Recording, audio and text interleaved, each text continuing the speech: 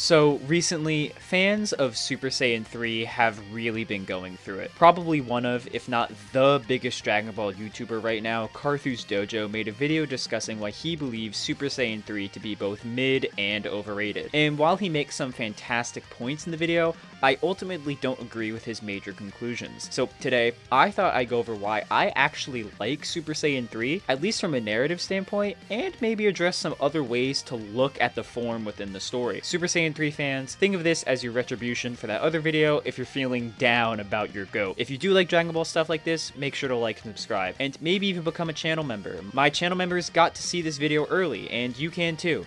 That being said though, let's jump right in. One of the biggest complaints that I hope to address in this video is the notion that the Buu saga can work without Super Saiyan 3 in it, and I hope to show why, in my opinion, that just isn't true. So to begin discussing Super Saiyan 3's narrative, we need to go back to the beginning of its development, or in other words, the moment Goku died. As we all know, Goku had decided not to be brought back to life after the end of the Cell games, citing among other things that he felt staying dead would offer the world its best shot at peace due to the villains he seemed to attract, from the Saiyans to the androids to technically even Frieza. Every strong fighter had put their faith in Goku to defeat Cell, but even before beginning to train in the time chamber, Goku was already coming around to the idea of giving up against Cell and passing the torch to Gohan, which his death allowed him to do fully. However, we see that Goku is misguided in his intentions and efforts to prop Gohan up as the new protector of Earth. In their final conversation before the time skip, Goku claims that Gohan is more dependable than him as a protector, which Gohan immediately rebuffs. Skipping years ahead, we see that Gohan's dreams of being a scholar, which Goku also wanted Gohan to follow, simply aren't compatible with also being strong enough to protect the Earth. Gohan's power stagnates, and he clearly isn't powerful enough to handle truly powerful threats once they arrive on the planet. If you don't want to believe my word for it, Toriyama has had these exact thoughts.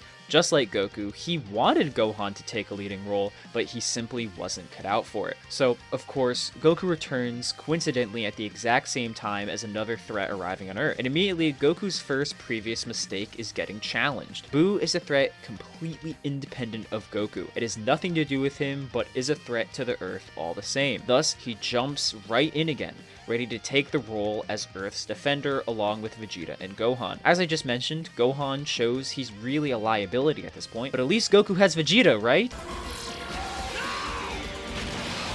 Until Vegeta becomes a liability too. And honestly, even more problematic than Gohan was. Buu, the being Goku was trying to prevent, finally appears and defeats the only two options for defending Earth. So, once again, Goku finds himself in a similar unwanted position that he's been in so many times before, being looked at by everyone else as the only option of saving the day, essentially ruining his ambitions of finding someone to eventually replace him. Clearly, Goku still doesn't want to be the sole champion who defeats Buu. After all, he only has a limited time here on Earth. What happens when another Buu level threat arrives and Goku doesn't get a once in a death time free pass to come to Earth for 24 hours and beat them? But then he's reminded of Goten and Trunks, and suddenly his plans of finding a successor are reignited. After all, Goten and Trunks both seem to have more potential than Gohan, and also seem to enjoy fighting far more than his first son ever did. They're perfect. So he begins teaching them the fusion dance to beat Buu, but once again is forced to intervene himself when Babidi inadvertently threatens to destroy the Dragon Radar and everyone at Capsule Corp. So, against his wishes and his ambitions, Goku finally uses power that makes him the person that so many of his allies see him as: Super Saiyan 3. It's literally otherworldly, flashy, stupendously powerful, beyond the comprehensive, and entirely different compared to anything that has come before. It's so powerful that literally the world itself can barely contain it, almost literally burning away at his life on Earth for the sake of protecting it. This is the point of Super Saiyan 3. Despite of how over the top it is, the form is Goku showing more restraint than he ever has in his life. Why?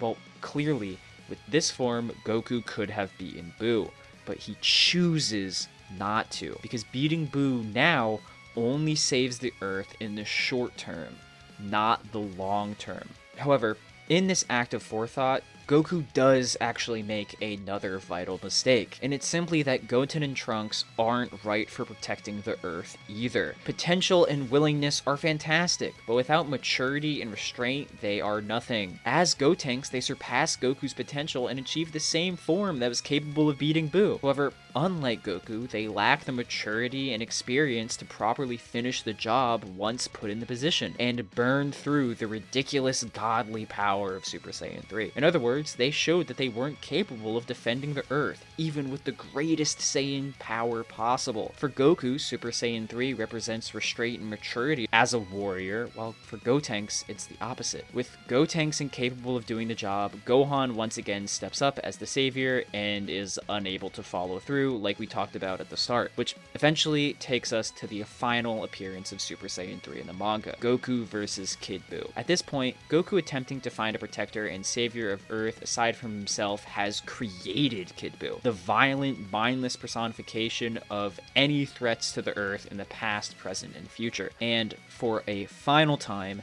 everyone, especially Vegeta, puts their faith in Goku, in Super Saiyan 3, which is essentially the ultimate power that any Saiyan warrior could achieve through both talent and unimaginable amounts of hard work. And it's still not enough. Even Super Saiyan 3 at full power can't do it. Goku's power fully gives out on him. No one man can beat Kid Buu at this point, and this is where we reach the ultimate moral of the Buu saga. No one person can save the Earth, save the universe. In fact, everyone must do their part, and that's why we get the Spirit Bomb. Everyone, from the weakest to the strongest, collaborates with an attack more powerful than anything else.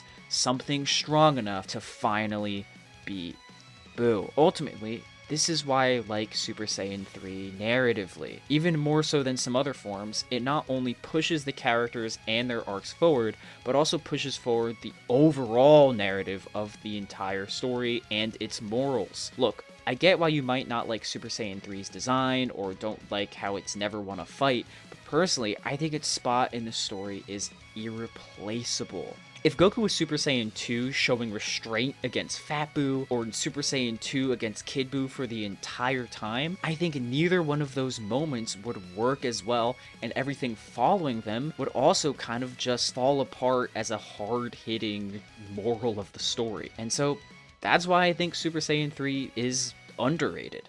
This is the first time in a while I've done a more direct narrative analysis of Dragon Ball. I'm trying to get better at these kind of narrative analysis type videos, so if you really liked it, make sure to let me know that you guys enjoyed it. Also, I just want to quickly thank my channel members who got to see this video early and help support the channel.